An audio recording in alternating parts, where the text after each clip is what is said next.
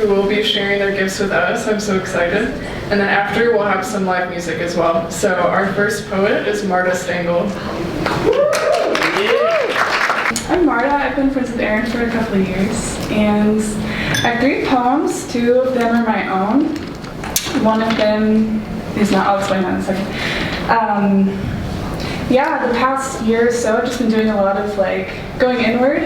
And so this first poem I made about a year ago, and it's kind of about this inward journey. It's called The Coal Miner's Daughter. Let's go down, axe in hand, whistle in tune, down the dusty mines. Treasures unexplored, rumors untold. Where are we going? A grand adventure, a coming to. Take my hand, walk me down to deep dark caverns of treasures unknown, precious stones filled with mirth in glorious array. Each morning we go in, each evening we come out. Day by day we dig further, picking away at the walls of earth. Into the darkness, bringing a lamp, you illuminate the walls of my inner cave. So continuing on this theme, this second one is by a poet maybe some of you have heard. His name is Veronica Marrinan. He's a German poet from the early 1900s. So this one is called Go to the Limits of Your Longing, from the Book of Hours, number 159. You can look it up later. God speaks to each of us as he makes us, then walks with us silently out of the night. These are the words we dimly hear. You sent out beyond your recall. Go to the limits of your longing. Embody me. Flare up like a flame and make big shadows I can move in. Let everything happen to you, beauty and terror. Just keep going. No feeling is final. Don't let yourself lose me. Nearby is the country they call life. You will know it by its seriousness. Give me your hand. And this last poem I wrote Thanksgiving this past year. It's after a phone call with my parents, and I just left the conversation just longing, just wanting something more. And just kind of a sadness too, realizing I'm growing in ways that they're not, and they just don't fulfill me, and they're not supposed to. Only God can love me unconditionally. And this poem that I just read came to my mind. So this poem is called, the type is called a quatrain, so it's a repetitive French poem. And it's called Thanksgiving Day Nostalgia. Go to the limits of your longing. Feel the invisible border. Stretch out your hand and touch the wall. Let yourself be spent in the search. Let your bones ache to the marrow. Go to the limits of your longing. While the visceral sensations wrestle in your gut and your core, be overcome by emotion, lapped up like a wave on the shore. Go to the limits of your longing and chase the fading horizon. The setting sun announces dusk, but my heart still remains vigil, seized by the hope of coming dawn. Go to the limits of your longing.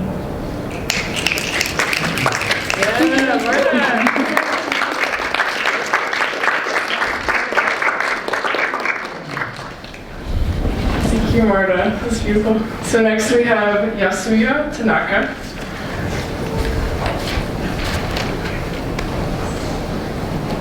Hello everybody, and I'm come from Japan, and I wrote this poem long time ago, and I printed this poem, this white poem, so yeah. And so this is basically beginning of the kind of love poem, because I'm falling in love, American people, and I was young, and also, Japan is many Japanese people, but I didn't see the diversity. And so I tried to understand myself. And so I started writing this poem. And after the years, and 2001, and September 11, I experienced.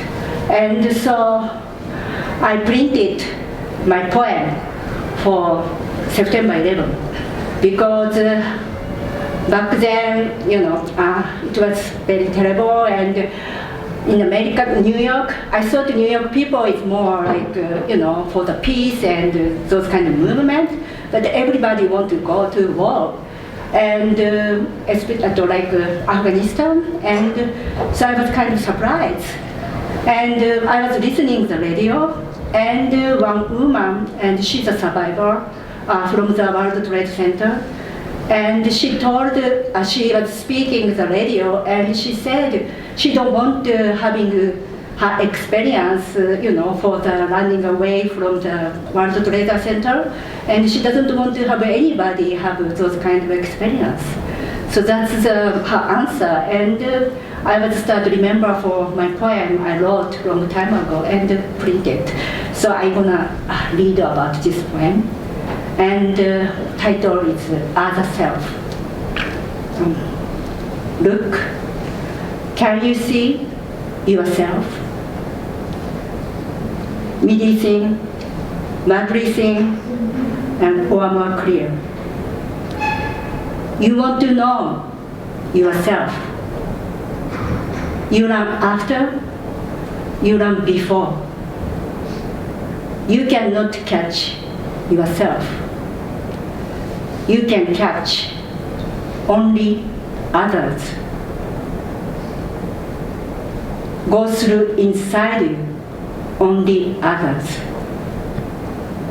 Look, can you see yourself inside others? I reflect.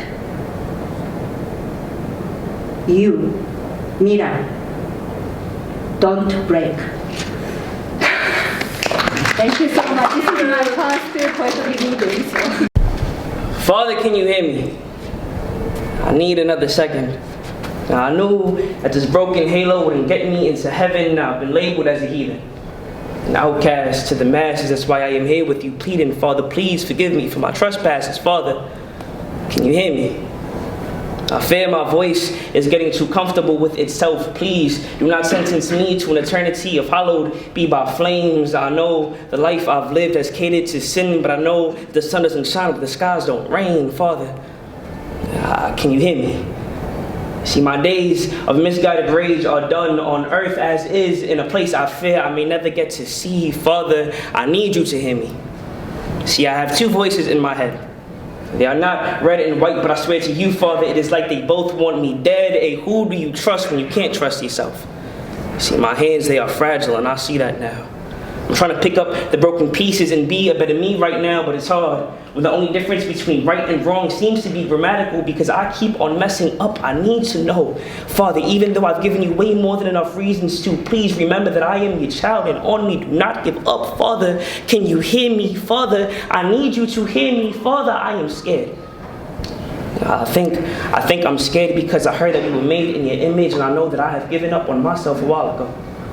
I think I'm scared because I know that somehow you will still accept me. And deep down, I know that you know that too.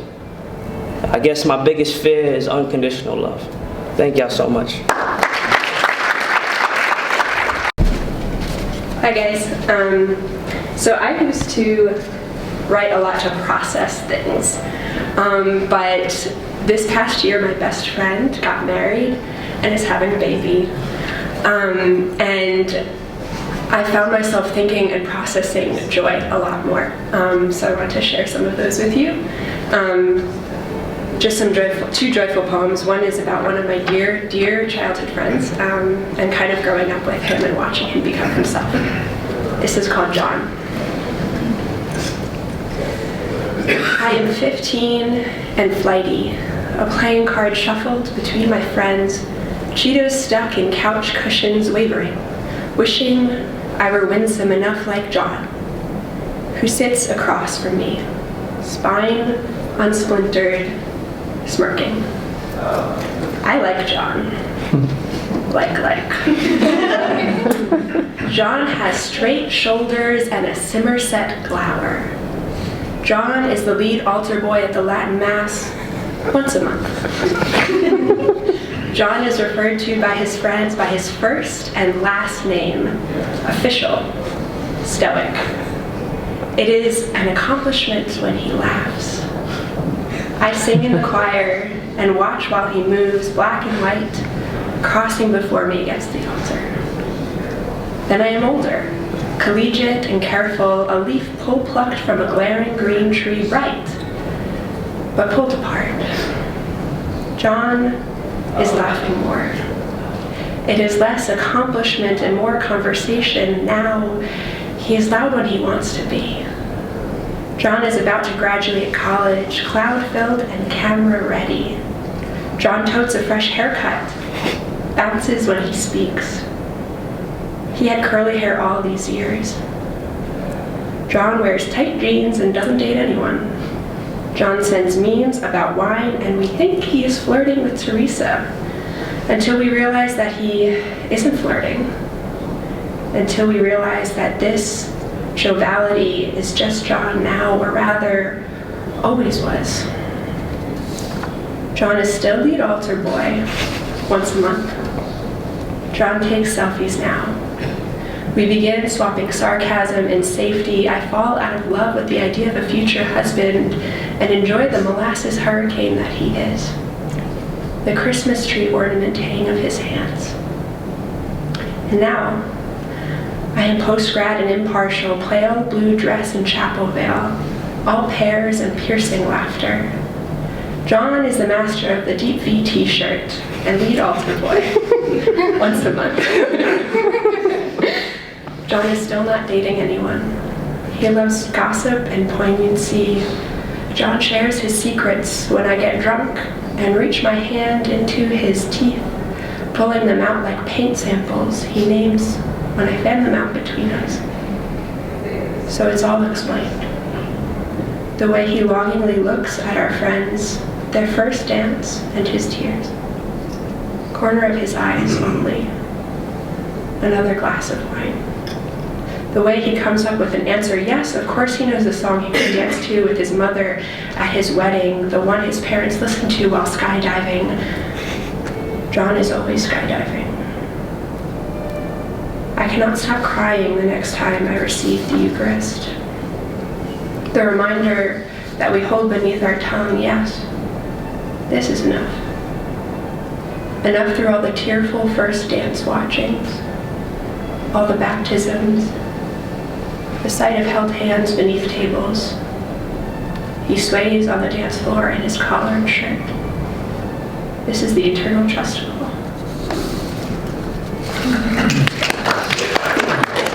Okay, this one's shorter. It's called Two Marbles.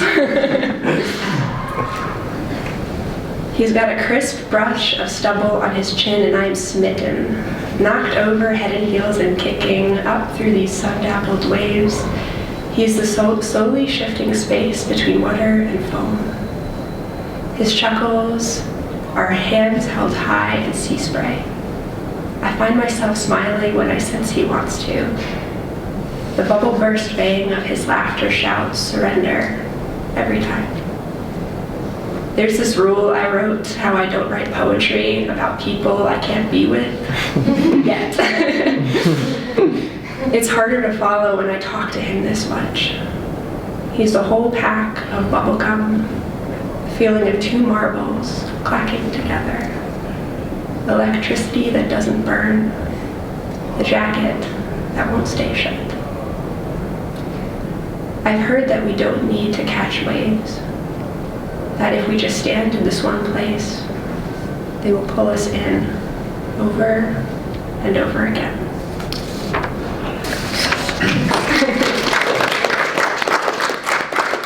Hello, I have published a book of poems last year. It's called Songs of Freedom. You can find it on Amazon. And I have a couple bookmarks on the table over there, free. So the first poem I'm gonna read a couple because some of the ones I selected are pretty short. So I'm gonna read a prologue of it, and it's basically just my journey with God, the highs and the lows, and then finding Him again and realizing He's my Father. I thought I knew you. I was infatuated. You fooled me harshly. I felt alone, Lord. You left me in the darkness with my misery.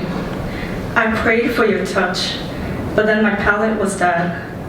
Losing you, I ran away from your love, distracted by media, false truths and grudges. Body fell apart, mind full of weeds, never tilled, soul crushed like paper. I hid from others. Friends dry like dust, wrinkled, my eyesight so sick. Family shaken, money running low quickly, my pains diagnosed. Swollen feet, clenched jaw, peeling skin, migraines constant, body sabotage. Codependency took my joy, ate all my peace, 24/7. Blindfolded in pain, I lost complete trust in you. I bargained my soul for the world's riches, despising silence from you, choking necks for words. My God, why have you forsaken me as I crumble like bread?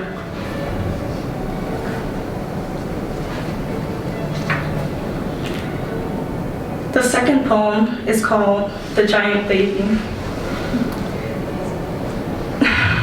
It's always embarrassing reading this poem out loud. The giant baby in the dungeon is growing, and the bars are tightening him as if he was a circus animal. He is growing, and soon the dungeon will be too small for him. The dungeon will break, and the giant baby won't know where to go. This was his home, and this is where he learned everything he knows today. The baby learned how to be in one place. He learned how to survive by being safe, and he learned how to stay inside this very small dungeon. Freedom is an acquired taste. He never took the chance to slip out of the bars and jump for freedom. The dungeon broke and collapsed. The baby did not know what to do, but crawl and find another dungeon. His mind, body, and baby soul only wanted what he already knows. Light from the sun frightened his skin and scratched his eyes. The baby's resistance to what was good for him shocked his very own innocent self. Other babies in his neighborhood tried to talk to him, but he ran away from them, believing that they had plans to attack him, just like when he was behind those dungeon bars. He thought if you came close, you were going to throw peanuts at him. He thought if you complimented him, you were lying to him. He only knew what he had learned from his life in the dungeon. The baby continued to crawl, his head away from the sun. He did not think it was possible to live differently. His identity was solely dependent on what he was taught. To hide behind dungeon bars, to be poked on and be the butt of a joke.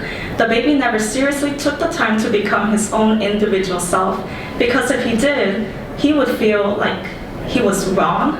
He learned that whatever he said or did was the wrong answer. So he abandoned his own self to find a different self that became his false self, which gratified him much more than the affection from his heavenly Father. The giant baby created this false self by studying and researching all the ways, all the strategies, all the forms, all the shapes and sizes that would prevent you from attacking him. Freedom is an acquired taste. It does not taste good if you like to live behind bars. It does not taste good if you are so used to living behind bars. I learned to live as if I was going to be attacked by people. I learned to live as if I was going to be abandoned. So I decided to get out and crawl. I decided to love the child.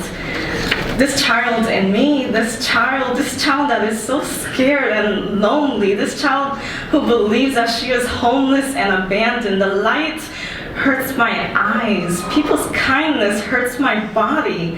God's love is too good to be true. I love this life when I hid my face with this fake grin, because no one got to see this person. No one got to see who I was hiding no one got to see what I was seeing in me. My body intimately seeks dungeons without me knowing, so I still find them.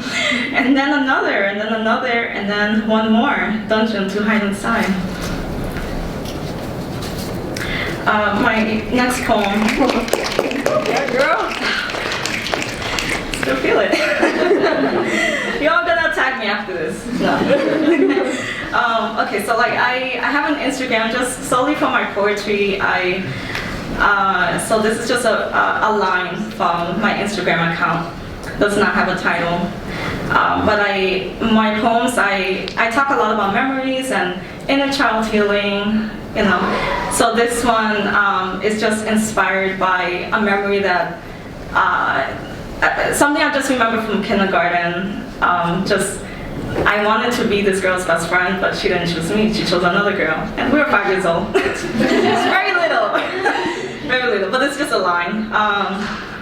Morning offerings burn the ringworms curled beneath the walls of kindergarten memories.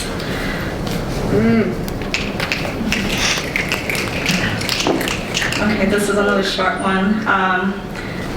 So my book is broken up into 3 sections. So like thorns, I should know this. Thorns, roses, Africa. I haven't talked about my book for a long time. But anyways, this is from the roses section, so it's a little bit more uplifting. It's called Mountains. Underground miracle quiets my heart like hibernation from my winter soul. You hike on top of my thorny memories like they are mountains to be counted.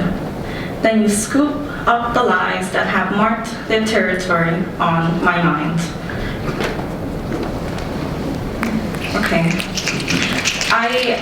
I want to read something I've just been writing recently. So I've been taking. I haven't been as consistent with writing, but now that I am, I find myself I feel like God is asking me to be a little bit more specific, you know, when I write, which is something that I am always afraid of doing. I'm like, I like to write, and I don't want you to know what I'm writing about. Just ask me and I'll tell you, but no. So this thing is about my mother. It's still not as specific as probably God wants it to be, but it's fine. Okay, so I wrote this recently. Mouth opens, words come out, a smile is found, a spark is met. The carpet is clear, the mints are out, I can hear the sound of my mother whispering under my breath. It is not I, but my mother who lives in me when my mouth opens, flesh of my mother's flesh. I took on her fear and her shame, pendulum in my throat, porcupines on my skin. I hush after repeating a syllable. I have become my mother. Okay, and this is the last one, I promise. Okay, now this is just, I'm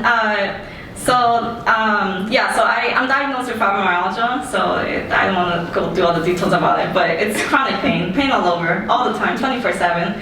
I'm used to it. I don't look like I'm in pain, it's great. So this is just talking about prayer and chronic pain. Chronic pain changes prayer a lot. Okay.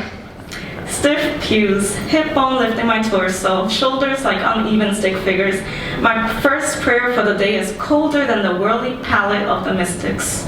A fire that flickers like a student mumbling, a fire that is about to go away like a whisper that fades. I pray. This first piece is flash fiction, inspired by a teacher of mine at NYU who gave us students random objects she found around the city, thrifting. And I was reading an old planner. I do not know whose planner this was, but inspired this story. It's called Mama's Journal.